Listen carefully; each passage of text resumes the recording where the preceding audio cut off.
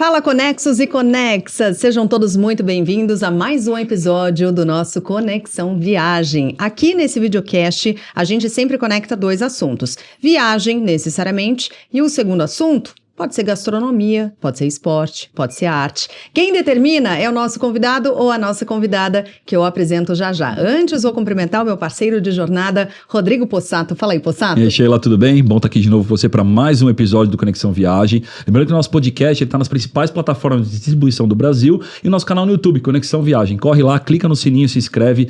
Toda quinta às 18 horas um novo episódio. E hoje a gente vai falar de muita coisa legal. Aventura, cultura... Nomadismo, que mais? Tem muita história para contar, minha gente. Vou aqui agradecer os nossos parceiros, porque o Conexão Viagem conta demais com os nossos anunciantes, patrocinadores, começando pela Localiza, para você chegar lá. A gente tem a Travelers Confidence, a maior casa de câmbio do Brasil, com mais de 120 lojas espalhadas por aí para sua viagem internacional. E também hotéis.com, encontre seu lugar perfeito. E a Enkel está com a gente, parceria além da nuvem. Também a NW Turismo, agência que realiza o seu sonho de viagem e de um jeitinho todo personalizado. Siga lá no Instagram, @NWTurismo.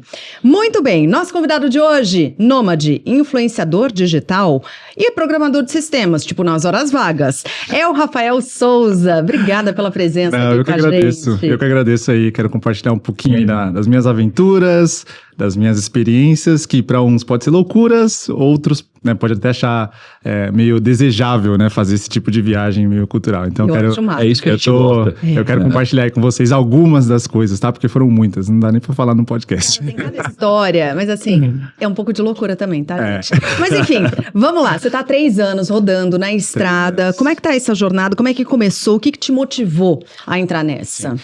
A minha viagem, na verdade, começou... A minha primeira viagem, né? Foi em 2015, não faz 10 anos atrás, praticamente, né? E foi onde eu fiz um intercâmbio na Irlanda. Eu comecei fazendo um intercâmbio na Irlanda, fui para estudar inglês, na época eu não falava nada de inglês. E depois que eu fiz essa viagem, assim, minha cabeça mudou completamente, né? Porque eu conheci outro país, eu comecei a ver outras culturas, né? Outra forma de viver, outros lugares. E ali, quando eu morei na Europa, eu tive muitas oportunidades de começar a viajar ali dentro da Europa mesmo, né? E uma coisa que eu notei, coincidentemente, a maioria dos viajantes hoje que vive só de viagem, também começaram com intercâmbio na Irlanda. É muito engraçado. Olha só. Quase todo mundo que eu converso, assim, das pessoas que viajam também, né? Que produzem conteúdo na internet, também fizeram intercâmbio na Irlanda. Parece que a Irlanda de entrada coisa. É a Irlanda, né? Eu acho que deve ter alguma coisa ali na Irlanda que as pessoas começam lá e não quer parar mais. Mas vem cá, quando você foi pra Irlanda, você não fez aquela coisa de ficar só com um grupo de brasileiros, não, né? Eu fiz. Eu fiz, e ainda mas assim eu aprendeu. Aprendi inglês. Eu estudei. Conhece todos os brasileiros, fica amigo do brasileiro e volta, né? Não, eu confesso que eu fiquei boa parte do tempo ali com brasileiros, viu? Confesso. Mas é mais cômodo, né? A gente acaba se acomodando ali com as pessoas que estão também no mesmo barco. Claro. Mas assim, eu consegui aprender, né? Eu também tinha outros amigos de fora, né? Outros estrangeiros também. E depois de lá, eu morei um tempo também em outros lugares, né? Morei um tempo na Alemanha, morei em Portugal. Na Irlanda também eu trabalhei na minha área de TI, então meu inglês desenvolveu muito por conta disso. E eu voltei pro Brasil, acho que foi em 2017, meio de 2017. Mas quando eu voltei, eu já não me acostumei mais. Aí a minha cabeça já queria ficar viajando. Voltou querendo ir embora de novo. Já querendo viajar. E aqui no Brasil eu voltei a trabalhar na minha área de TI. E aqui no Brasil nós temos a cultura de uma viagem por ano. E aí, isso já começou a não caber nos meus desejos. Tá errado esse negócio. Eu tinha desejo para visitar vários lugares. Eu falei, não, uma viagem por mês, por ano, eu não vou conseguir fazer todas as viagens que eu gostaria. Enquanto que na Europa, eu consigo distribuir pelo menos, né, as viagens, né? Então, eu voltei para a Europa. Eu voltei para a Europa em começo de 2019. Eu fui para Barcelona, morei em Barcelona por 3 anos, né? E lá eu conseguia, sim, viajar para vários lugares, né? Eu tinha férias distribuídas ao longo do ano. Então, eu pegava 5 dias em um lugar, depois 10 dias em outro lugar, e ia distribuindo ali, tinha mais ou menos 23, 24 dias úteis por ano. Trabalhando com TI em Barcelona também? Trabalhando com TI. Tá. Só que chegou um ponto que mesmo esse período distribuído de férias também não cabia nas viagens. Não dava conta dos destinos que eu queria conhecer. Por exemplo, eu queria visitar, inicialmente, Indonésia. E aí eu conversei com um amigo meu, falei, quero muito conhecer a Indonésia, você já foi para lá. E eu tô querendo colocar 5 dias das minhas férias na Indonésia, porque eu tenho um monte de outro lugar para colocar. Então eu não queria colocar todas as minhas férias lá. Gastar cartucho tudo num lugar só. Exatamente. Né? E aí ele falou, cara, se você vir pra Indonésia pra ficar 5 dias, você vai voltar com depressão. Porque não é lugar pra ficar 5 dias, é lugar pra ficar 1 mês, sabe? E aí eu comecei a perceber que esses destinos mais distantes, né? Indonésia, Filipinas, Tailândia, são lugares que não adianta você pegar 10 dias ali. Você tem que ficar pelo menos, no mínimo, 2 semanas. E aí eu comecei a perceber que mesmo o período de férias distribuída para eu visitar todos esses países, por exemplo, Tailândia, Indonésia, Filipinas, Vietnã, eu ia precisar de 5 anos de vida. E eu queria fazer tudo de uma vez. Não, eu não quero esperar 5 anos para poder visitar esses países. Ansiedade. A pessoa que viaja, ela fica o tempo todo montando planos. Eu lembro que eu gastava horas no computador fazendo planos de viagem. E quando chegou nesse ponto que eu vi que o período que eu estava trabalhando e viajando, mesmo distribuída, eu não conseguiria conciliar todos esses países, eu decidi pedir as contas do trabalho, né? Esse era o meu plano. Pedir as contas do trabalho por 3 meses, faço essa viagem, né? Fico 3 meses na Ásia e depois volto a trabalhar. Esse era o meu plano inicial, né? Só que chegou a pandemia, veio a pandemia 2020, que era o ano que eu ia fazer essa viagem, e durante a pandemia eu comecei a juntar dinheiro e eu comecei a aumentar o meu plano de viagem, né? Então, ficou mais ousado ali. Aquele período de 3 meses já virou 6 meses. Aí eu falei, não, acho que agora eu quero colocar a África também. Vou colocar 3 meses na África, 3 meses na Ásia. Aí daqui a pouco, 3 meses na Europa também. E aí a pandemia veio, continuou, né? E eu, no final das contas, né? No final de 2021, meu plano estava em 1 ano e meio de viagem. Uau! O plano de 3 meses virou um plano de 1 ano e meio, porque o viajante, a pessoa que tem o wanderlust, né? Aquela pessoa que gosta de viajar demais, ela sempre vai aumentar o plano dela. Se ela puder, se ela tiver a chance, ela vai aumentar. E eu fui aumentando até onde eu pude, né? 1 ano e meio de viagem. Quando eu estava para fazer essa viagem, um amigo meu falou, se você já vai fazer essa viagem 1 ano e meio, por que você não cria um canal no YouTube e começa a fazer conteúdo no Instagram, no YouTube? Já que você vai viajar, não custa nada tentar. Né? Já tá lá. Claro. Não custa nada tentar. E foi faltando 1 mês ou 2 meses que eu criei o canal, que eu criei essa ideia de fazer conteúdo. Você não produzia conteúdo? Não produzia nada, antes. zero. Eu Olha viajava só. totalmente pessoal. Tanto que quando eu comecei a viajar, o meu Instagram tinha 1.000 pessoas, eu acho 900 pessoas. E agora tá com pessoal. Tá Agora tá 347 mil. Cresceu bem. 347 mil né? ao longo dessa viagem. E eu comecei pela África. Assim, foi intencional esse início pela Eu ia África. te perguntar qual a estratégia do plano, porque o que você usou de critério para definir teu trajeto? Eu tava buscando, uma coisa que eu gostava muito durante as minhas viagens, que eu fazia antes, era conhecer culturas diferentes, comidas diferentes. Então, eu resolvi começar pela África porque era o destino, o continente que a maioria dos viajantes não vão. E quando vão, geralmente é Marrocos, Egito, no máximo África do Sul. No máximo. O Moinho ali, pouca gente vai. Então, eu já saí do Brasil, quer dizer, eu fui do Brasil, aliás, da Espanha, voltei pro Brasil só para fazer minha mala, né, preparar minhas coisas e comecei a viajar. Então, quando eu comecei na África do Sul, eu já sabia que o moinho ali da África, né? Quando falou moinho, falou de Quênia, Tanzânia, Malawi. Esses países, poucas pessoas vão. Então, eu sabia que tinha muito conteúdo para ser feito ali, para explorar e para ser postados. Né? Então, quando eu cheguei ali no meio da África, foi justamente onde meu canal estourou, onde eu comecei a fazer vídeos culturais, em culturas, em tribos diferentes, em comidas diferentes, né? Alguns episódios aí que a gente vai falar daqui a pouquinho. Então, tudo isso começou a viralizar, né? As pessoas começaram a chegar muito no meu canal e no meu Instagram também. E começou o boom mesmo, foi no YouTube primeiro e depois veio no canal. E foi ali que eu encontrei meu propósito na viagem. O meu propósito na viagem hoje é conhecer culturas diferentes com o objetivo de trazer a visão deles. Sempre a perspectiva cultural deles, não a nossa. Então, quando eu vou para uma cultura, uma comida, uma forma de viver, mesmo que seja completamente diferente da minha, eu ainda vou tentar interpretar o jeito deles daquela cultura, daquela forma de viver. Nunca a minha. Porque a minha sempre vai ter aquele viés, né? Sempre. Porque eu sou ocidental, eu sou enfim, eu cresci nessa cultura. Então, isso é um exercício que eu faço muito na minha viagem, de chegar num lugar que é completamente chocante para mim e ainda assim conseguir passar a visão, a perspectiva cultural deles, sem o meu julgamento. É bem difícil. É difícil, né? Mas isso virou um propósito. Mas então, é toda vez. Hoje em dia, toda vez que eu vou em alguma cultura, eu sempre tento passar para o público, né, que está assistindo meu canal ou no Instagram, a visão deles, não a minha. Porque a minha é lógico que eu vou ter preconceito. Eu vou ser preconceituoso. Tem os nossos filtros do seu repertório, da sua vivência, da sua história, das suas crenças e tal. Totalmente. E eu tenho que trazer isso sem viés, né? Então, eu faço tudo isso de forma genuína, empática ali, né, com os locais, com qualquer lugar que eu vou, né? Não só na África. Começou na África, mas eu acabei fazendo isso... aplicando esse mesmo conceito em diferentes lugares no mundo, né? Eu fiz na Indonésia, por exemplo, que eu fui, né? Tive que ir para a Indonésia depois, né? Dessa viagem que começou lá, né? Então também fiz em qualquer lugar, assim, até mesmo na América do Sul, que eu tô indo agora pro Equador, por exemplo, eu vou usar o mesmo conceito, mesma forma de criar conteúdo. E quando você fala tirar esse olhar ocidental, né, da cultura local, qual o maior desafio que você passou nesse sentido, né? Quando você chega, você tem essa sua filosofia, esse teu propósito, você chega num local e você tira esse seu olhar ocidental. Qual foi a situação mais desafiadora que você teve em relação a isso? Olha, com certeza foi no Sudão do Sul, que foi com o povo Mundari, que eles têm uma cultura bem chocante, mas bem chocante mesmo, assim, assim, até constrangedor falar, Por mas quê? Porque a forma deles viverem é muito diferente, algumas coisas que pra gente seria, assim, completamente fora de cogitação, pra eles é uma coisa normal. Por exemplo, uma coisa que eles fazem que chega a ser até constrangedor, que é o banho de xixi de vaca, por exemplo. Esse pra mim foi o mais... Eu não Banho de xixi banho de vaca, assim.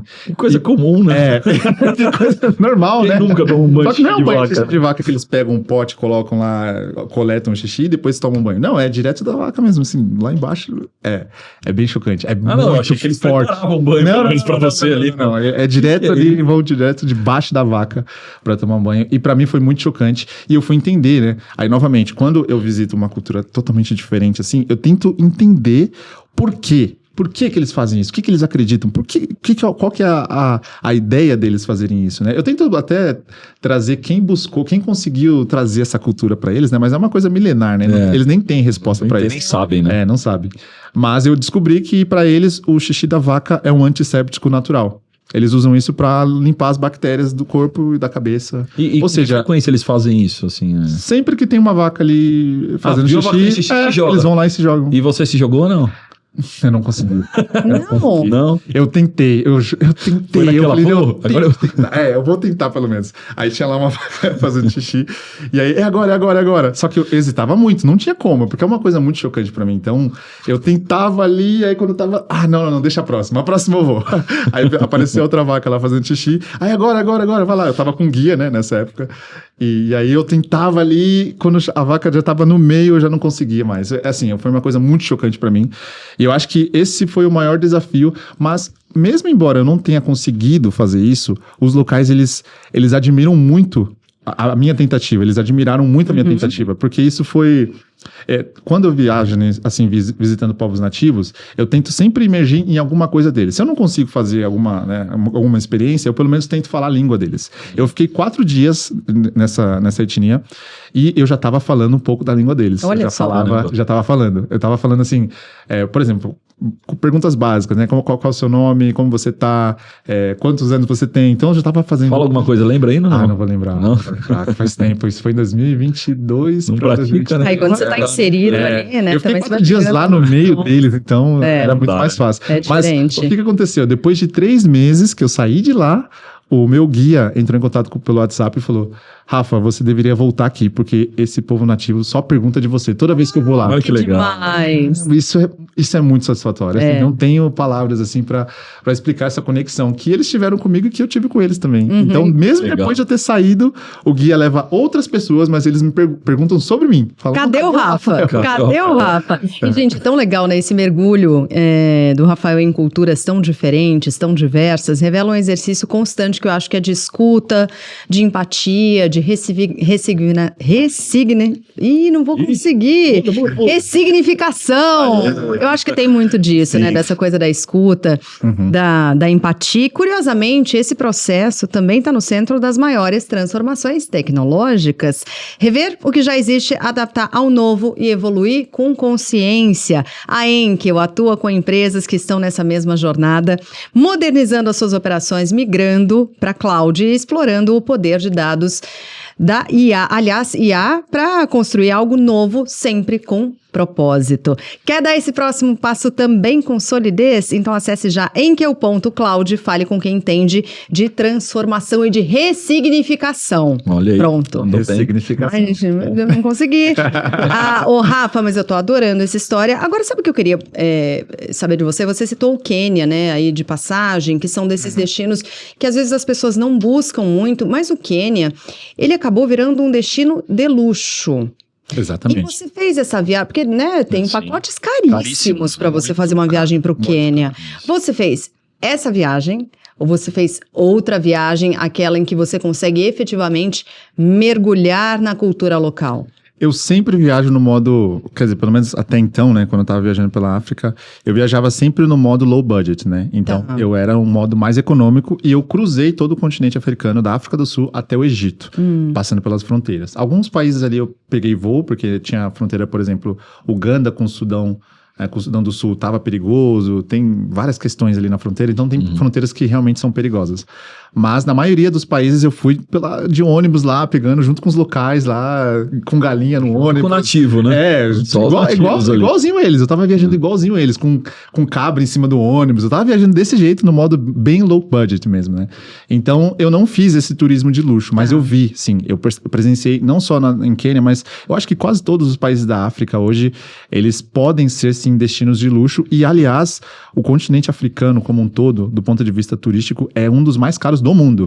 As pessoas não imaginam isso. As pessoas pensam que porque o continente africano é visto como pobre, é barato. E não é nada barato.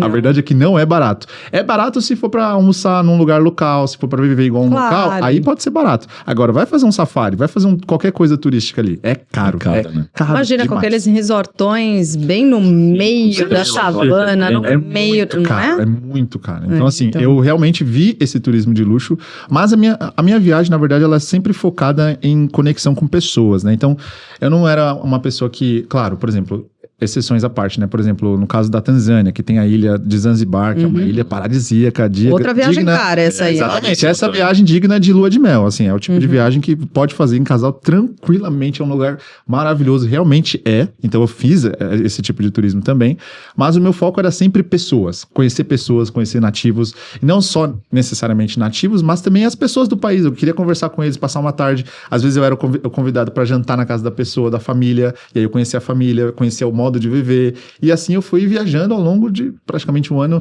Essa primeira viagem da África foi, acho que durou um ano e 3 meses, da África do Sul até o Egito. Então assim, completei muitas histórias, muita coisa, conheci muita gente, então essa é a parte legal, que eu acho que eu tenho mais memória das pessoas que eu conheci do que dos lugares que eu visitei. Eu acho que é mais pessoa a minha viagem, sabe? Que bacana. É. E você participou de muito ritual, né? Muito ritual sagrado, muito ritual intenso. O que mais te chamou a atenção, te marcou? Sei lá, pelo ineditismo, por algo diferente ou alguma coisa que te chocou, assim, desses rituais, assim? O que você compartilha com a gente? Coisas bem diferentes, assim, que a gente nem imagina que existe e pode existir. Por exemplo, eu posso falar até do ritual que eu participei lá no Benin, por exemplo, que pra mim foi chocante porque eu não nasci naquela cultura, né? Que é o Vodun, a cultura da religião Vodun que acontece no Benin, que inclusive o Candomblé é uma religião afro-brasileira que tem boa conexão, né? Na verdade, os escravizados do Benin vieram pro Brasil e criaram o Candomblé, né? Aqui.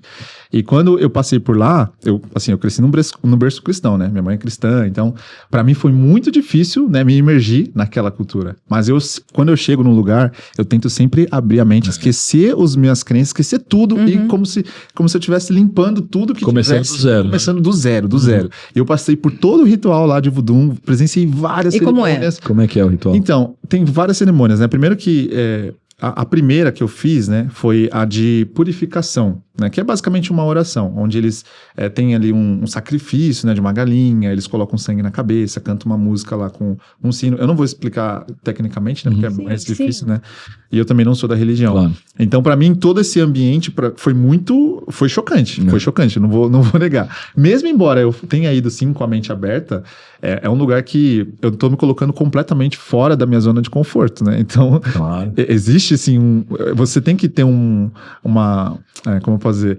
A gente acaba hesitando, né? É natural hesitar. Então, com certeza, esse pra mim foi um ritual, assim, que eu passei lá no Benin, que foi bem difícil pra mim, foi bem desafiador, não vou negar.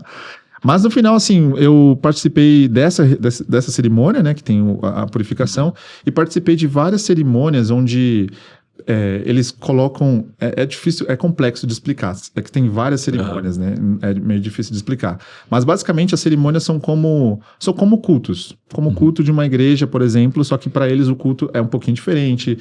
Tem muita dança, eles dançam muito. Eles também usam alguma espécie de uma estátua que eles colocam no chão, que eles ficam praticamente circulando em volta delas, com muita música. Tem também a questão da incorporação, isso é muito forte lá também, da mesma forma que o candomblé. Claro. Então, para mim, estar nesse ambiente e aí eu conseguir enxergar tudo que eles... É um novamente, desafio, né? A minha visão é sempre tentar enxergar a deles, não a minha. Claro. E aí eu comecei a trazer várias analogias, que a religião deles, né, é praticamente... Assim, toda religião tem os seus pontos em comum, vamos dizer assim. Então, para mim, foi muito gratificante conseguir enxergar que, na verdade, a religião deles é tudo que eles têm na religião deles, tem na religião cristã, assim como tem no budismo, e eu consegui juntar essas peças, assim, de que a religião, no final das contas, é uma fé, né, interna, que é pessoal, e que cada cultura, cada religião vai ter os seus pontos em comum com outras, sabe? Então, para mim, foi bem desafiador e eu aprendi muito lá com isso, sabe? Então, para mim, foi uma experiência muito marcante. Sim. Foi uma das experiências que marcou Você bastante. se emociona? Porque assim, apesar de não ter a sua conexão religiosa com aquela religião, mas você se emociona nesses rituais, nessas... Não, eu Não? não me emociono porque eu também, quando eu visito esses lugares, eu sempre vou com o propósito de criar conteúdo, Sim. que eu tô trabalhando também, né? Então, eu acabo tendo que ser um pouco mais racional e entender Tá. o que é aquilo. Então, por exemplo, quando eu tava nessa cerimônia que eles ficavam ali rodando em volta da estátua ali, que eu não sei explicar direito, né? Eu ficava o tempo todo perguntando pro guia, o que é isso Que daqui? representa, O que é né? aquela estátua? É. O que é aquilo? O que é aquilo? E aí ele foi me explicando, então assim, eu fui anotando no celular, e eu tava trabalhando, gravando, então assim, eu não tava tão presente quanto eu deveria, talvez, mas eu também estava a trabalho, eu estava criando um conteúdo para passar tudo isso que eu vivi com o público, né? Então, eu estava me dividindo, né, entre o produtor de conteúdo e o Claro. personagem inserido ali naquela... Vivenciando aquilo Exatamente, efetivamente, né? E experiências gastronômicas? Você deve ter tido inúmeras experiências e algumas não necessariamente agradáveis. E aí? Olha, essa é a parte que entra o personagem. Olha a hora de jantar agora. Essa parte da comida, realmente eu sou um personagem. Porque eu sou uma pessoa que eu não como de tudo. Eu não como. Ao contrário, eu sou muito chato pra comer. Eu sou chato. Eita! Eu sou chato. Se você me vê no meu dia a dia, eu não como muita verdura, eu não sou muito fã de salada. Assim, eu posso comer, mas não sou muito fã. Não como legumes, por exemplo. Só que quando eu tô viajando, eu entro no personagem. E aí eu provo qualquer coisa. Qualquer coisa. Desde que, né? Eu tento, pelo menos. Mas eu tento provar qualquer coisa. E uma das experiências que eu passei, por exemplo, foi quando lá na Zâmbia eu comi rato. Rato cozido. Que gostoso. não. Rato Gostoso. cozido. Não. Rato cozido. Vamos lá. Todo mundo fala, nossa, Rafael, mas você não teve medo de doenças, né? Lectospirose e tudo isso? Vamos lá.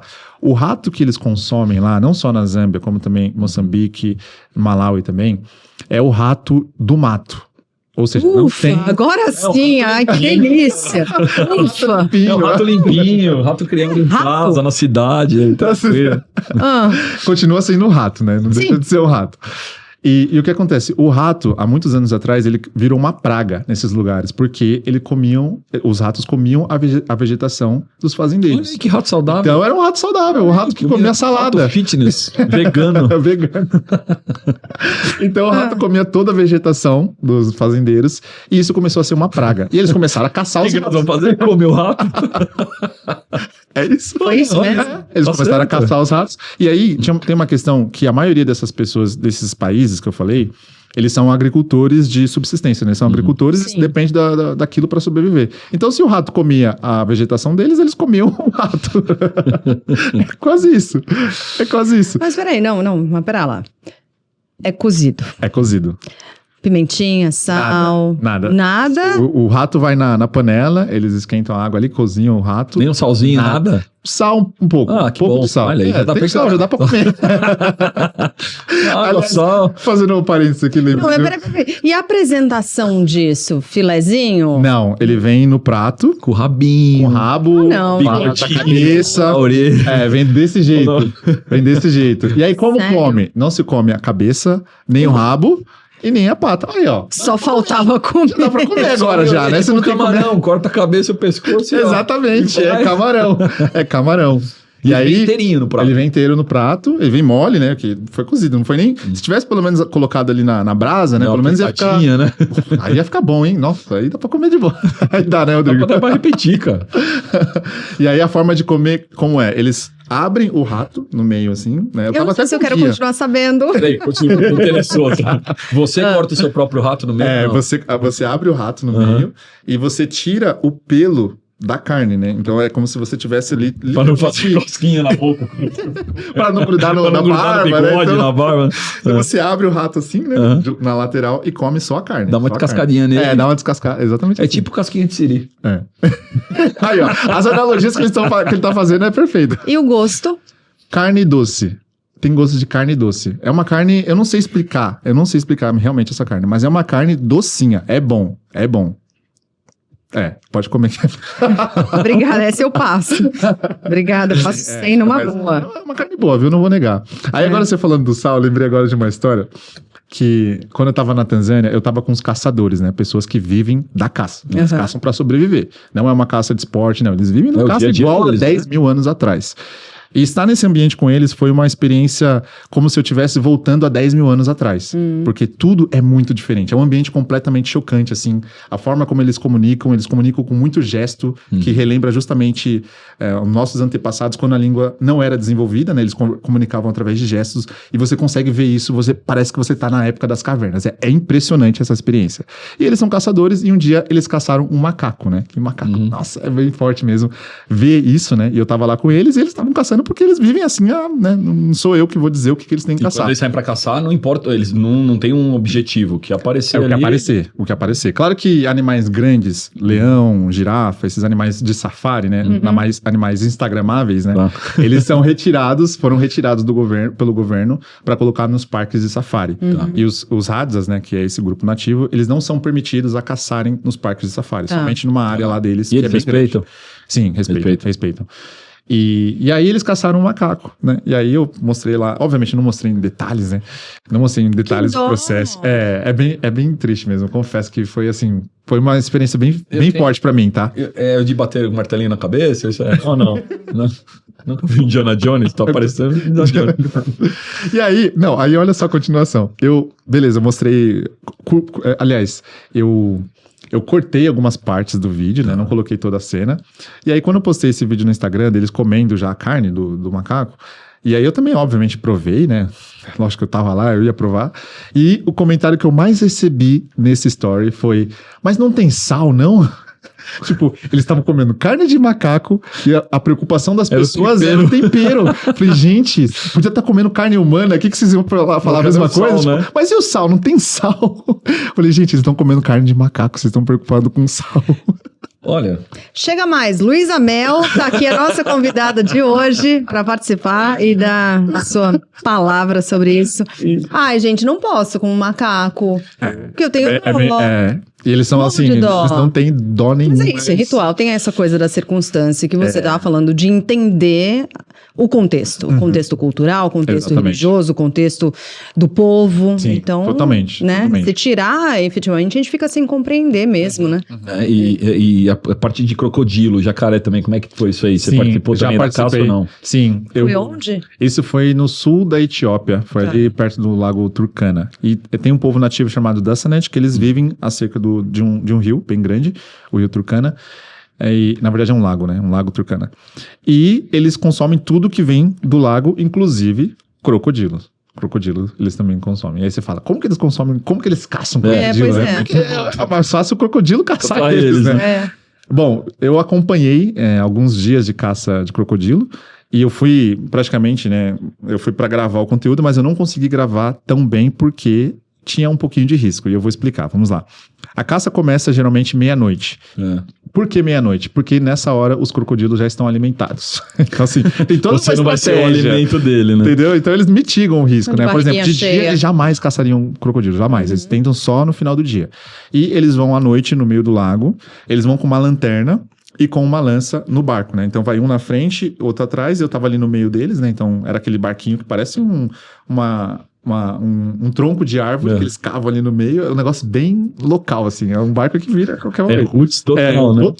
Totalmente. E o lago não é tão fundo, né? Acho que bate na cintura, assim. Mas eles vão sempre com esse barquinho. Quando eles encontram o crocodilo, eles jogam a lanterna no olho do crocodilo para cegar o crocodilo, porque daí o crocodilo não consegue enxergar. E um deles desce do barco E ele vai também com não, é na unha, não tem flecha não, gente, é com lança. Ele desce do barco, ele vai se aproximando bem devagar com a lanterna no olho do crocodilo. Ele fica parado olhando a lanterna. Fica parado, ele não faz nada. E aí, quando ele chega numa distância de 2 metros, ele joga a lança, geralmente nas costas, né? Ele vai por trás do crocodilo e joga nas costas, e o crocodilo vai correr, mas essa lança tá amarrada com uma corda, então entendi. ele consegue encontrar depois.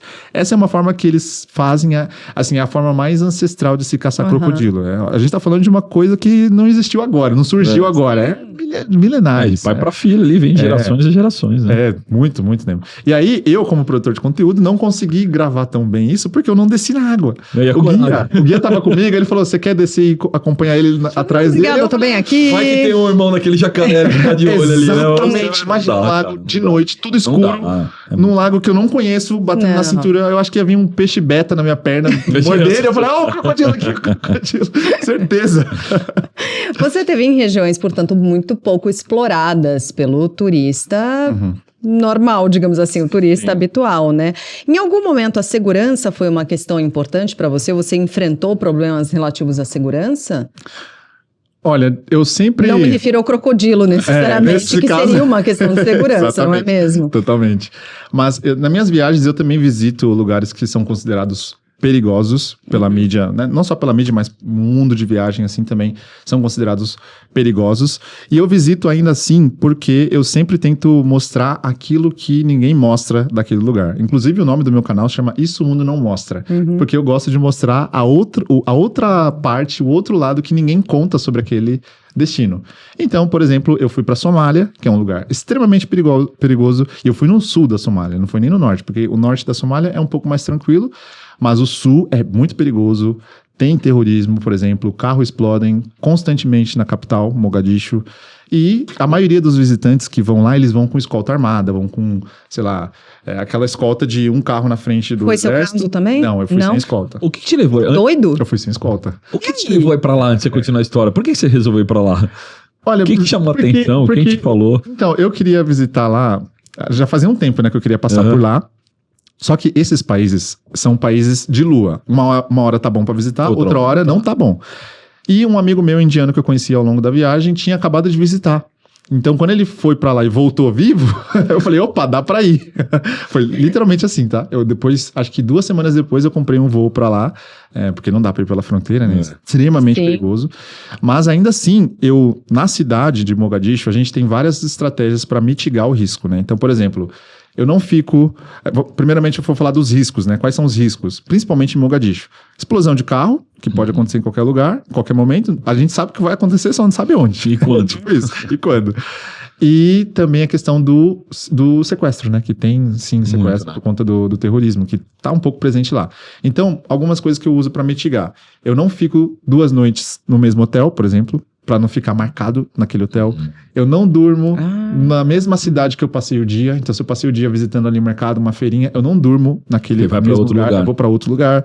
Eu não fico aí, novamente, né, 2 dias na mesma cidade. Não passo 2 vezes pelo mesmo lugar ali turístico da feirinha, por exemplo. Não fico marcado. Então, são várias estratégias que eu uso para mitigar o risco. Não que vai acabar o risco total, mas são estratégias que eu uso para ter um mínimo de segurança, mitigação de risco, né? Que ainda assim pode acontecer qualquer coisa, mas no caso do Mogadishu, por exemplo, para você ter noção de como a situação lá é crítica, eles têm um checkpoint dentro da cidade, um checkpoint a cada 100 metros, literalmente, não é exagero, a cada 100 metros eles têm um checkpoint, e no checkpoint, assim, é muito engraçado, porque eu nunca tinha passado por essa situação, né? Uma viagem extrema assim. No checkpoint, vai ter aqueles muros, que eu esqueci o nome, são como se fosse aqueles muros que os carros desviam. Como é o nome daquele muro? Contenção, né? Como se fosse uma contenção para o carro ter que diminuir a velocidade. Então ele vai desviando ali dos murinhos, e aí o checkpoint, vamos supor que o checkpoint está aqui, a 50 ou 100 metros talvez do carro. Quando o carro passa por esses murinhos, ele não pode avançar direto, porque eles atiram. Se avançar, eles atiram. Caramba. O carro precisa buzinar. Porque geralmente a bomba é acionada pela buzina. Então, ele é atrás, 50, obrigado... 100 metros, ele buzina. Ele buzina. E aí o pessoal lá do exército tá lá na frente, buzinou, então tá bom, pode vir. E aí quando chega, ele abre o capô do carro, abre o porta-mala, tem aqueles espelhos que eles usam pra ver Pra se baixo, tem né? bomba debaixo do carro. E aí É passou. literalmente um Cada filme de carro. guerra. Que loucura. Cada Isso, carro. qual a distância que tem essas verificações? É curta? Tem É muito bastante, não? curta. A cada 100 metros, 100 ele falou? metros. 100 É, mas você metros. fica buzinando. Dentro de Mogadishu são checkpoints, assim, acho que para andar uma distância de 10 minutos demora 40 minutos por conta Que dos checkpoints. Porque geralmente eles estão tentando basicamente proteger a cidade, né? Eles estão tentando proteger a cidade porque acontecem carros bombas, explosões lá na E quem cidade. te contou isso? Então, eu fui lá. Você foi com guia? Você foi com guia? Não, Alguém fui te sem falou? guia, Quem te fui sem explicou guia. da buzina do carro? Não, eu vi. Eu Ah, tava você no tava- carro várias você tava vezes. no carro. Eu conheci locais lá, algumas pessoas até ainda vivem lá, então eu tive essa conexão com os moradores de lá, porque esse meu amigo indiano tinha ido pra lá. Então eu falei, conhece pessoas aí? Ele falou, sim, então me conecta com eles, porque eu quero passar por essa experiência. Em algum lugar você sentiu hostilidade do povo? Foi mais difícil pra você? Ou você se sentiu completamente à parte? Não teve nenhum Não. lugar que eu me senti Porque você depende utilizado. muito dessa sua conexão com a população local, Sim, né? De as pessoas totalmente. te ajudarem no entendimento, trocar Totalmente. ideia, né? Olha, eu acho que pelo fato de eu ser afrodescendente, tudo isso me ajudou. Eu acho que me ajudou. Talvez se fosse uma pessoa mais branca, assim, lá nesses lugares, com certeza seria mais desafiador. Principalmente porque, geralmente, a pessoa branca que visita esses lugares, estou falando desses lugares mais extremos, né? Geralmente ela vai ser vista como um cifrão ambulante. Esse é o problema. Vai ser vista como um cifrão ambulante, então vai Todo ter mundo um vai pouco... querer. Vai ter um pouquinho ali tudo vai querer cobrar, sabe? Talvez o cara do hotel ali vai querer cobrar um valor a mais pra você, porque ele pensa, europeu, por exemplo, europeu tem dinheiro, então se é $10 a acomodação, vai ser 30 pra você. Então, com certeza a cor da pele influencia muito nessa viagem no continente africano, especialmente esses lugares mais extremos, que não vê pessoas brancas, porque europeu não vai pra esses lugares, né? É muito então. difícil. Eu acho que eu também me sinto um pouco mais à vontade de visitar esses lugares por conta disso. Eu acho que eu Você se tenho sente um mais pouco disso. seguro, mais protegido. Exato. Por exemplo, quando eu fui pro Mali, que foi a última viagem mais extrema que eu fui pro norte do Mali, e é um lugar extremamente perigoso, tão perigoso quanto Mogadishu, principalmente por conta do terrorismo. Aí, mais uma vez, Rafael, por que você visita esses lugares Eu extremos? ia perguntar de novo, mas tudo bem. Porque eu quero trazer a visão de como é a cidade que a mídia sempre fala que todo mundo é terrorista lá. Eu falo, não, aqui a cidade, gente, tem problema de terrorismo sim, mas tem pessoas trabalhando, tem a comerciante trabalhando, tem a Mama África aqui trabalhando na feirinha dela, eu vou lá, gravo um vídeo com ela, falo, gente, as pessoas estão trabalhando, as pessoas estão vivendo. Por mais perigoso que seja o lugar, tem pessoas vivendo, tem pessoas do bem. Então eu vou para esses lugares justamente para trazer essa visão que as pessoas não vê. Porque só vê o que tá na mídia, né? Claro, Então eu trago essa outra visão deles, né? Eu falo, não, como que são as pessoas lá? Então quando eu fui pra lá, por exemplo, eu fui disfarçado de morador local. Literalmente, eu fui disfarçado. Eu fui com um turbante no rosto, bem low profile mesmo, sem fazer barba, nada na linha, assim, não. Turbante na cara, roupa local deles, né? Que era uma roupa, como se fosse eu esqueci o nome da roupa, mas ela é bem longa, assim, parece uma beca. burca. Isso. E eu tava totalmente a caráter. Pra não ser confundido como um turista. Porque se eles percebem que eu sou turista, aí a história pronto, muda. né? Muda muito. Pronto. Tanto que quando eu gravava, eu não tava com o celular assim, ou gravando com a câmera pra cima, não. Tem que gravar de baixo, assim, bem discreto, porque se chamar muita atenção, pode ter problemas. Então são várias estratégias que eu uso aí pra mitigar tudo isso, né? Sem dúvida. complexo. Gente, para você viajante, para você que quer viajar, não importa a parte do mundo, eu quero convidar todos vocês a conhecerem a conta global da Travelex Confidence. Com ela dá para carregar até 6 moedas estrangeiras, pagar as despesas no exterior com segurança, com comodidade, para você ficar tranquilo. Está disponível no dólar americano, dólar canadense, dólar australiano, libra, euro, iene e o cartão é bandeira Visa. Isso é ótimo porque bandeira Visa é aceita no mundo todo. Para abrir a conta é bem simples. Baixe já o aplicativo app Confidence Câmbio. Você clica no botão Conta Global. E aí não tem taxa de abertura, não tem taxa de manutenção também, é super fácil. E o IOF para carregar é de apenas 1,1%. É muita economia e tranquilidade, comodidade para você. Então vem para Travelex Confidence, o maior grupo de câmbio do Brasil. Rafael, você citou no comecinho da nossa conversa a Tailândia. Você falou da Indonésia, falou da Tailândia. Saindo do mundo extremo, do mundo África e tal. Você curtiu essa viagem? Sim, porque assim, eu fui. logo no comecinho você falou assim, vou passar 5 dias. E 5 dias não dá pra nada, porque você pega a Tailândia, você vai pra Bangkok, 5 dias não seriam suficientes. Aí você tem a parte de Chiang Mai, já perto da China, que é outra pegada, é outra viagem. Você tem a parte das praias, das ilhas, Phuket, que é outra pegada também. Como é que você dividiu? O que você achou da Tailândia? Então, eu comecei a visitar a Ásia depois de ter feito essa primeira viagem pela África, né? E quando eu fui para esses lugares, eu comecei, na verdade, no Nepal. A minha visão tinha mudado um pouco, porque eu já não tinha tanto interesse em pontos turísticos, em praias. Eu comecei, por exemplo, no Nepal, onde eu passei por algumas experiências lá bem legais também, culturais. Depois eu fui para Hong Kong, aí depois eu fui para Coreia do Sul, Vietnã e Indonésia. Eu não fui para Tailândia ainda, por incrível que pareça, não fui. Ah, você não foi para Tailândia? Eu fui para Indonésia. Você foi para Indonésia? Porque o plano inicial era conhecer a Indonésia. Então eu conheci a Indonésia, né? Que foi inicial, mas Tailândia também tá na minha lista muitíssimo. Assim, Tailândia com certeza. Achava que era Tailândia, então é Indonésia. E aí, Indonésia. Como foi? Então, quando eu fui pra lá, a minha cabeça já tinha mudado, né? Então eu já não tinha tanto interesse nos pontos turísticos, nas praias. Eu queria conhecer pessoas e culturas. Então, a minha cabeça estava totalmente focada em culturas e conhecer pessoas na rua. Sabe, eu sou uma pessoa que eu saio na rua às vezes que sem nenhuma pretensão ali, eu quero conversar com as pessoas, com os velhinhos que tá ali na roda deles, bebendo uma cerveja, eu vou lá e sento junto, converso. Então eu tava mais interessado nisso, e eu não vi quase nada de turismo, assim. Eu visitei a ilha de Bali, que é a mais famosa aí. Mas eu confesso que eu não conheci todas as praias, eu poderia ter conhecido todas as praias ali, eu tive um tempinho ali, mas eu tava mais interessado em culturas. Então a minha cabeça mudou um pouco, viu? Não vou negar. Ainda assim, eu quero voltar lá para conhecer as praias e conhecer os lugares, né, mais instagramáveis aí que as pessoas vão. Mas nessa vez que eu fui, eu fiquei mais focado na cultura. Que inclusive eu visitei uma ilha lá que tem uma cultura extremamente chocante, assim, muito chocante para mim. Que foi numa ilha chamada Sulawesi, numa cultura chamada Toraja, que basicamente, só para vocês entenderem, é um gatilho aqui de vídeo praticamente. Quando uma pessoa morre, eles não pensam que aquela pessoa morreu. Aquela pessoa está apenas doente. Essa, pra mim, foi uma das culturas mais chocantes. E aí eles não enterram? Eles não enterram. Eles mantêm o corpo no quarto por anos. Anos? Anos. 1 ano, 2 anos, 3 anos, 5 anos, 7 anos. Eu visitei uma casa que a família estava mantendo o corpo do avô deles lá fazia 7 anos. Assim, o corpo, eles fazem um tipo de embalsamento natural, eles fazem sim, para manter o corpo, né? Porque o corpo fica... isso que eu ia te perguntar. Mas fica em decomposição. Fica em decomposição? Fica em decomposição. Fica quase só o osso mesmo. Mas tem cabelo, né? Tipo, é impressionante isso. Nossa, tem cabelo ainda. É muito... Enfim, é um corpo de 7 anos que tá sendo...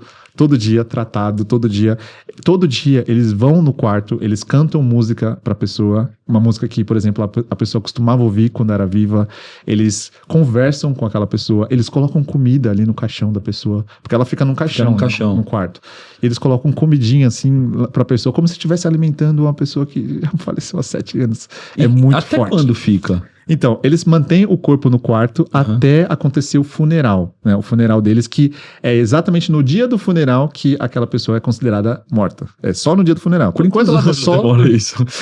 Então, isso depende da família. Quanto mais rica é a família, menos tempo demora para fazer o funeral. Porque o funeral deles, eles gastam, não é exagero. O funeral que eu fui lá, eles falaram que eles gastaram $100 mil. Ou seja, a gente tá falando de um funeral para uma pessoa que custa $600 mil. $100 mil. Praticamente $600 mil. E por que esse valor? Porque tem sacrifícios de búfalo, tem várias coisas ali. É um negócio, gente, é surreal, assim. É muito grande o funeral. E é praticamente para toda a comunidade. Você chegou a ver algum ou não? Eu fui. Você foi? Eu fui e... Nesse que eu fui, acho que teve sacrifício de uns 40 búfalos, se eu não me engano. E aí, a carne do búfalo é servida por toda a comunidade. E por que eles sacrificam búfalos? Porque, para eles, o sacrifício do búfalo é a garantia de que a alma daquela pessoa vai para a próxima vida. É uma outra religião, enfim, crença deles. Por isso que eles gastam tanto. E aí... Enquanto eles não conseguem fazer o funeral, eles mantêm o corpo no quarto. E aí, continua essa história ainda, né? Continuando, quando a pessoa morre ali, tem o funeral, ali sim a pessoa é considerada morta. A data da morte dela é o dia do funeral. E eles não enterram os corpos. Eles mantêm o corpo tipo numa caverna, dentro do caixão ainda, mas sem enterrar. Porque todo ano eles visitam aquele corpo e eles tiram o corpo do caixão, né? Eles exumam o corpo do caixão pra dar banho, pra trocar roupa. Ah, não. Pra trocar roupa, pra dar banho, pra passar perfume. Eles passam perfume no corpo. Meu Deus. E colocam o corpo lá em pé e ficam cantando música, conversando com aquela pessoa. Todo ano eles fazem isso pra sempre. É muito Pra forte. sempre. Pra sempre. E como é que... Todas as próximas gerações vão cuidar dos corpos das últimas gerações que morreram e assim sucessivamente. Não existe uma... depois de certo ano, para. Não. Os filhos, os primos, os sobrinhos, os netos, os bisnetos, e todo mundo vai cuidar dos corpos dos que morreram e seus outros antepassados que também morreram. É um negócio muito forte. É muito forte. E aí, eu, né, como aquele viajante que tenta entender a visão deles, eu perguntei pra eles, mas por que vocês... obviamente, foi várias perguntas até chegar nessa conclusão. Por que vocês mantêm o corpo ainda e fica todo ano ali tirando o corpo do caixão pra cuidar e passar perfume, umas coisas... por exemplo, uma coisa que eles fazem também, se a pessoa era fumante, eles acendem um cigarro e põem na boca do cadáver. Meu Deus, você tá porque brincando. aquela pessoa fumava quando ela era viva. É um negócio muito forte. muito louco. Muito forte, é muito doido. Assim. E como é que fica a questão da higiene na casa da pessoa? Porque, por exemplo, morreu um, aí se morreu outro, são dois. São dois. E são 2 funerais. 2 funerais. Se a pessoa é pobre, o corpo vai ficar 10 lá anos. 10 anos. Vai. Como funciona a questão da higiene na casa? Porque assim, um corpo em decomposição é um perigo, né? Como é que funciona Então, isso? como eles limpam o corpo toda vez... meio mórbido. Como o corpo eles fazem todo o tratamento, embalsamento, e limpam, lavam todo dia ali, praticamente... Geralmente eles dedicam um quartinho por corpo, né? E quando eu fui, não tava cheirando tão forte não. Por incrível que pareça, não estava. Porque eu acho que eles fazem esse embalsamento e limpam e tiram isso, aquilo. Então acho que acaba diminuindo um pouco o impacto dessa deteriorização do corpo.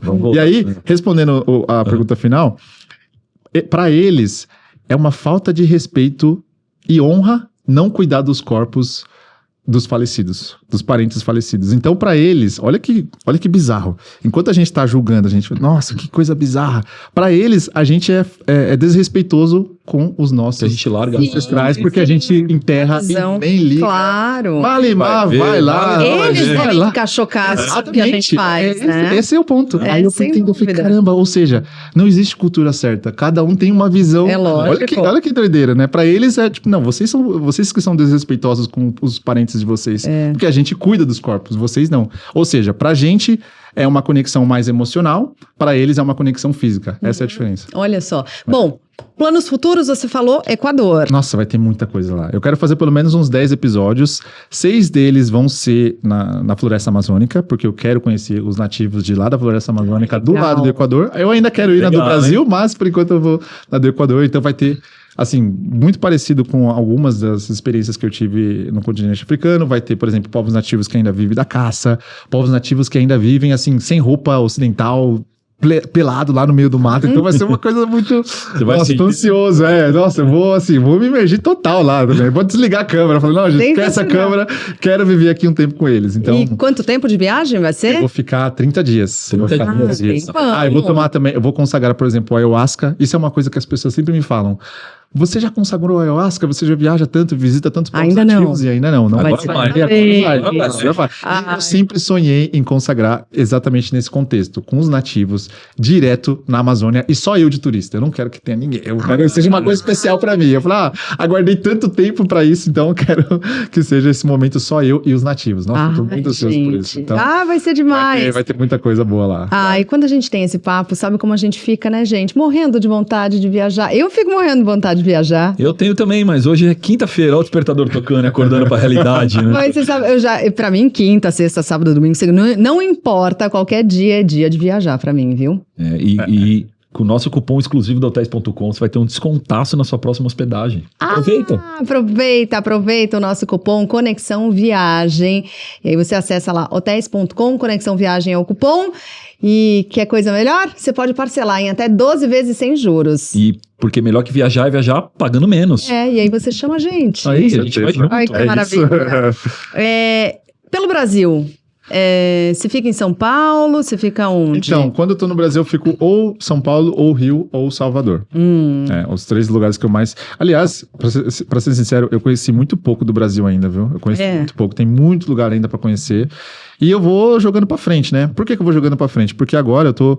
né, eu tenho essa vibe de conhecer lugares mais difíceis, que requer mais energia, né? Eu, por exemplo, sou solteiro, então eu consigo fazer ainda essas viagens de aventura, mas vai chegar uma hora ali, na verdade já tá chegando já na hora que eu já tô ficando cansado dessas viagens, porque cansa muito. Claro. Aliás, né, fazendo um parênteses, esse tipo de viagem de aventura é muito cansativo, muito caro, as pessoas não têm ideia do quanto é caro, até fazer essas viagens. Por exemplo, eu tô indo agora no Equador, só para visitar um dos grupos nativos, a gente vai gastar cerca de 2 dias no rio lá da Amazônia. O rio lá da região da Amazônia. Então são 2 dias para chegar lá. De barco, assim, porque não tem caminho.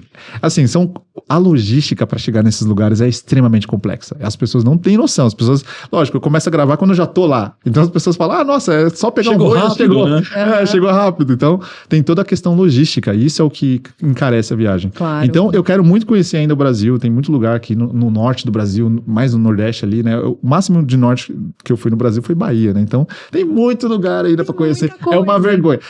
Eu até falo que é uma vergonha eu ainda não ter conhecido mais o norte ali. Tem muito lugar que eu quero conhecer. Maranhão, por exemplo. Nossa, tem muito lugar. Amapá. Eu quero ir no Pará, por exemplo. O Pará também é um lugar lá no Belém. Eu quero muito ir pra lá também. Eu vou te dar uma dica, então. Vai de carro. Vai de carro. Por quê? Alugar um carro com quem mais entende de carros no Brasil é super fácil e rápido. Com a Localiza você encontra o ideal. Do compacto ao SUV, sempre com uma frota nova perto de você. E para ganhar ainda mais tempo, alugue com Fast Retirada Digital, onde você retira o seu carro por celular em até 5 minutos. Conte com a Localiza para explorar o Brasil, de norte a sul, no México, na América Latina. Localiza descomplica o aluguel e cuida de cada detalhe para sua próxima viagem seja incrível. Aí, ó. Bem, tá dada a dica. É isso, de carro, Mas, é sério, eu também pretendo fazer essa viagem de carro, por incrível que pareça. Então. Por incrível que pareça. Vai parando, fazer, assim, vai conhecendo. Pela costa, tem muito lugar que dá pra parar. Eu não quero só pegar um voo. Isso é uma coisa que eu fazia na minha viagem, né, na minha viagem pela África. Obviamente, né, eu tô falando aqui um recorte das experiências mais extremas, mas a África não é só isso, né? É bom que as pessoas que estão assistindo saibam que a África não é só comer rato. Lógico, isso sou eu que tomar banho de xixi da vaca. Mesmo tentando buscar coisas diferentes, mas no dia a dia as pessoas comem arroz, comem frango ali, feijão, normal, né? Não feijão, né? Feijão acho que é mais Brasil mesmo. E quando eu viajo para esses lugares assim, eu gosto de viajar de carro ou de ônibus para ter liberdade para parar, fazer paradas no meio, né? Então, eu não gostava muito de pegar avião, de fazer viagens de avião, porque quando você você pega um voo e chega num destino, não tem nenhuma história para contar. Quando você vai de carro ou de ônibus, sempre tem alguma coisa para contar, uma historinha ali que você viu no ônibus, uma vila que você viu que é bonita, uma rua, natureza. De parar onde você quiser. Exatamente, é muito diferente. Eu prefiro sempre ir de carro ou de ônibus, então... se for possível, né? É verdade, se for possível. Agora, sabe o que eu fiquei com uma dúvida antes da gente ir pro nosso bate-volta? Como é que você faz uma mala? Porque você foi viajando de um país para outro, Desculpa, qual é a mala que você faz pra passar 1 ano e meio fora? Olha, a mochila, o que vai... A mochila. Eu nem sei. Mala é luxo, né? Agora que eu tô viajando de mala aqui no Brasil, mas na viagem é só mochila. Mochila? É só mochila. Aquela mochilona de... Nem é tão grande assim, viu? É 50 litros, eu acho, não é tão grande assim não. Ó, o que eu carrego na mala? 7 camisetas, 7 cuecas, 7 meias, 3 shorts e uma calça jeans. Isso é tudo que eu carrego. E blusa, jaqueta? Nem carrego. Na África eu não usava blusa, né? Então, era só calor todo dia. Tudo que eu levo de roupa, Senhoras e senhores, isso é uma mala de 7. Porque uma semana é o suficiente pra lavar roupa em algum momento lá.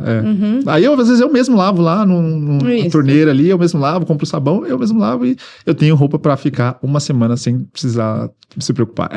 Fácil. Uma semana. É fácil, né? É fácil. Só que eu não me acostumei com o minimalismo, viu? Muitos viajantes, depois que começam a seguir na estrada, assim, eles se tornam minimalista e eles abandonam tudo que eles têm de guarda-roupa. Você leva. Não, eu digo, quando eles voltam de viagem, eles praticamente doam tudo que eles têm de roupa porque eles acham que não precisam de tudo aquilo, né? Então as pessoas se tornam minimalistas. Só que eu não consegui me adaptar. Eu fiquei 3 anos viajando com 7 camisetas, 7 coisas. E quando eu voltei, que eu vi meu guarda-roupa, eu falei, nossa, graças a Deus. Que bom. Olha essa camiseta aqui, faz tempo que eu não uso, eu gosto dela. Então eu não me adaptei ao minimalismo. Pra mim... Agora eu vou tentar usar 8. Vou levar 9 na próxima. Então. Aí eu falo, não, acho que eu quero levar essa agora. Essa daqui também vai na próxima. Boa. Vamos de bate-volta? Vamos no bate-volta. Perguntas rapidinhas, respostas rapidinhas, tá bom? O maior aprendizado com os povos nativos. Empatia. Um costume que te chocou. O banho de xixi da vaca, com certeza. Um lugar que superou as suas expectativas. Malawi. Malawi? Por quê? O Lago Malawi é muito bonito. Natureza, assim, é um lugar que as pessoas não conhecem, mas que tem uma natureza belíssima. Malawi, com certeza. Ritual que você faria de novo. O de Voodoo, eu faria de novo. Ritual que você jamais repetiria. Eu acho que...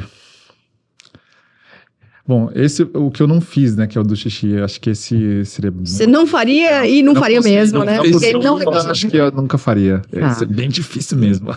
O lugar preferido de viagem à África? Tá, Tanzânia, com certeza. Tanzânia? Versátil. É um país versátil. Um lugar que você ainda quer conhecer? Nigéria. Nigéria?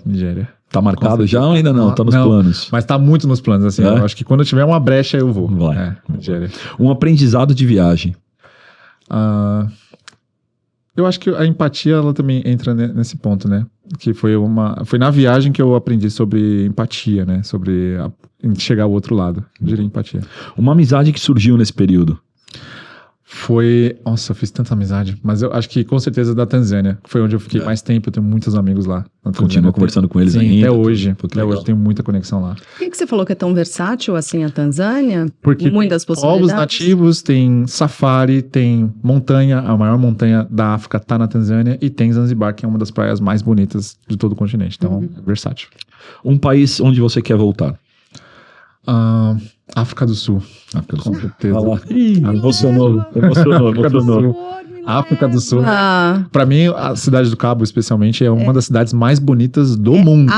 Pra mim é a mais bonita do mundo. É muito bonita aquela cidade. Eu sou muito fã. Ixi, agora o episódio vai durar mais 55. Então, agora a gente vai começar um novo episódio, tá, gente? Sobre a África do Sul. E África do Sul. Mais uma horinha a partir de agora. Que país, que cidade, que energia, que atmosfera, né? Espetacular. Pra mim, assim, eu sempre falo isso na minha viagem, né? Quando as pessoas falam, a cidade mais bonita. Não tem como, é a Cidade do Cabo, disparado.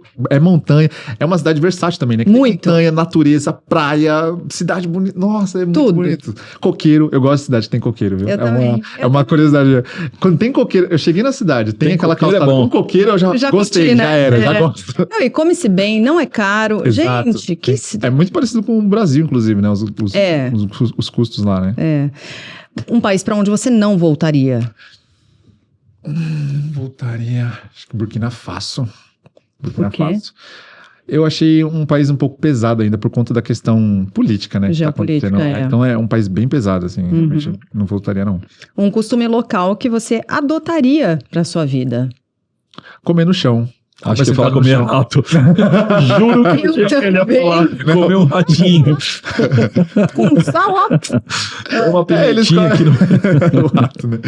Eles comem no chão, é super confortável, eles inclusive compartilham o mesmo prato com outra pessoa, assim. Tudo bem que eles comem com a mão também, né, em alguns lugares, né? Então, eu acho que comer no chão é confortável, eu gostei. Um item indispensável na sua bagagem. 7 camisas, 7 cuecas. Além de tudo isso, carregador portátil. Esse me salvou tanto na viagem. Principalmente nesses lugares que tem uma questão de infraestrutura um pouco precária, né? Em alguns países, né? África do Sul não, né? Mas, sei lá, Malawi, por exemplo, Uganda, esses países têm infraestrutura e aí tem queda de energia. Se não tiver um carregador portátil, passa perrengue. Você traz coisas das suas viagens? Não, só nota. Nota eu trago. Eu tenho nota de todos os países, sim. Todos os países que eu passei da viagem. Lembrancinha, compra, mimo, não? Um souvenir. Zero. Não dá. Só lembrança. Nem do último, que você tá voltando, nada? Nada. Só lembrança. Zero, só lembrança. Trilha só, vamos ver se caiu numa pegadinha, ele trouxe pra uma pessoa, não trouxe pra outra, entendeu? Tem isso. Trilha sonora que não pode faltar nas suas viagens. Olha, eu comecei depois que eu comecei a viajar pela África, eu passei a gostar muito de Afrobeat. Que é uma música, na verdade, que nasceu gostoso, na Nigéria. né? Nossa, é muito gostoso, o beatzinho, assim, eu gosto muito. E eu sempre tenho aqui no meu Spotify. Quando eu tava viajando pela África, só estendendo, né? As pessoas falavam, você não tem uma playlist aí de músicas africanas? E eu sempre mando essa playlist. Já tem umas 500 pessoas já nessa playlist que seguiram. Ai, ótimo. É legal. Viajar é? Sair da zona de conforto. Quer que eu continue? Ah, não, tá ótimo. Tá Sair da zona de ótimo. conforto. É você enxergar o mundo, né, com o outro olhar e sair da sua bolha cultural e conhecer outra cultura. E é isso mesmo. Rafael Souza, nômade, influenciador digital, programador de sistemas. Isso é um detalhe, né? É só um detalhe. Foi o que viabilizou o seu sonho também, né? Totalmente, Então a totalmente. gente não pode desconsiderar, mas é o que Exatamente. viabilizou esse monte de Exatamente. história. É a minha base. Eu falo que as pessoas de TI são muito evoluídas, né, cara? Impressionante. Foi a lei de TI. O que aconteceu com você? Eu... Não, desculpa. eu abandonei o barco. Ah, tá. Abandonou o barco. Cara, você é uma simpatia. Muitíssimo Obrigado. obrigado Eu que pela agradeço. presença, pelas Obrigado. histórias. Eu adorei. Eu que agradeço. Mesmo. Nossa, foi muito bom De verdade. mesmo compartilhar. Possato, muito obrigada também, hein? Obrigado você, obrigado Rafael por estar aqui com a gente. Lembrando, nosso canal no YouTube Conexão Viagem, toda quinta às 18 horas, um episódio novo, clica lá e se conecta com a gente. Bom, temos mais agradecimentos. A Marcela Coimbra, que é diretora, roteirista, produtora do nosso Conexão Viagem. Também a Josie Alves, que me veste. A Cássia Avela, que cuida da maquiagem e cabelo. Também agradecendo o nosso estúdio. Estúdio Blue Space aqui em São Paulo, na Vila Olímpia também, que nos acolhe. A Clover, que fornece nossas camisetas também. É isso, gente. Obrigada pela companhia, pela audiência e até o próximo Conexão Viagem. Tchau!